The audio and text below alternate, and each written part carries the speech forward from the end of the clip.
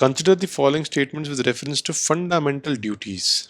पहला स्टेटमेंट है, already there are certain laws in India that can implement the fundamental duties. हमें बताना है कौन सा सही है।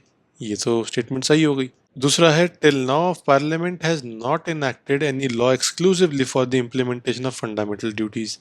ये भी सही है।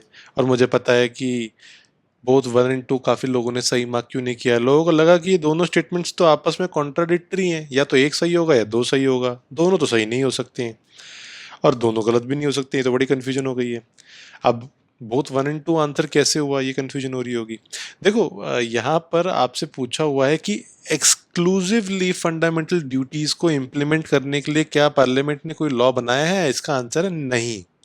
ये अगर आपको पता है तो फर्स्ट स्टेटमेंट पे थोड़ा दिमाग लगाया जा सकता था। Already there are certain laws in India that can implement the fundamental duties. अब आपको समझ में आया ये कैन और एक्सक्लूसिवली, इसके मतलब यहाँ पे कैसे बन सकते हैं स्टेटमेंट्स में। यूपीएससी ऐसे ही क्वेश्चन पूछता है। अब यहाँ से आपके कैन पूछा हुआ है और ये नहीं बोला हुआ already there are certain laws in India that implement the fundamental duties and that shall implement the fundamental duties. That can का मतलब ये है कि कोई ऐसा एक लॉ किसी और पर्पस के लिए बनाया हुआ है, लेकिन that is applicable over implementing the fundamental duties as well. Make sense. दूसरा कि although they are helping supplement the implementation of fundamental duties, parliament ने अलग से फंडामेंटल ड्यूटीज को फोकस में रख के सेपरेट लॉ नहीं बनाया है। ये यहाँ पर समझना था। अब बात ये हो रही है, फर्स्ट स्टेटमेंट में अगर आप सोचोगे थोड़ा या पढ़ोगे इसके बारे में तो आपको मिलेगा कि जो वर्मा कमेटी बनी थी on fundamental duties, this was in 1999। यहाँ पर बात क्या की गई थी, they basically identified the existence of legal provisions for the implementation of some of the fundamental duties. इन्होंने कुछ लॉज बताए थे, काफ़ी सारे लॉज थे, उनमें से कुछ जो मैं आपको बता देता हूँ।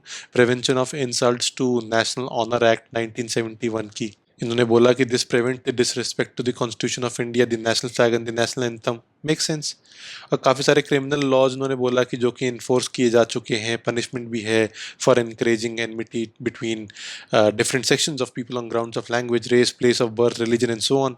फिर इन्होंने बोला कि यहाँ पर protection of civil rights act भी है 1955 which provides for the punishment of offences related to caste and religion. Indian penal code भी है, आईपीसी को हम कैसे भूल सकते हैं।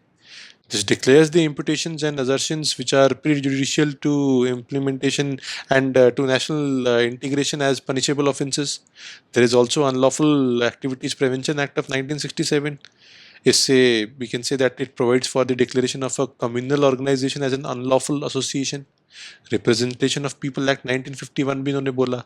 This provides for the disqualification of a member of the parliament or state legislature for indulging in corrupt practices. Wild life protection act 1972, इससे trade prohibit होता है in rare and endangered species. Forest conservation act of 1980 checks the indiscriminate deforestation and diversion of forest land for non forest purposes. इस हिसाब से statement 1 is सही. और दूसरा तो सेंस बनाता ही है, like the directive principle the fundamental duties are also non justiciable in nature.